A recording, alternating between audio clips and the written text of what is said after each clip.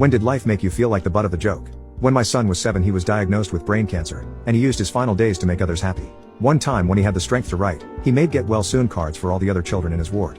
And when he caught me tearing up, he said, "Daddy, you don't need to be sad. I'm glad I have cancer instead of Maddie or Emma, his sisters." I hugged him as tightly as I could and promised that I was going to give him the best birthday ever. So, when the time came for his 8th birthday, me and the hospital crew, set up a room next door, and we even hired a guy to act as Batman.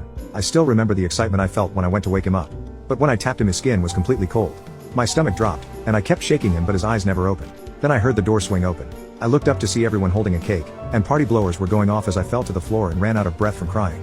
I knew life would never be the same again. A part of me feels like he's still watching over us, smiling, telling me not to be sad.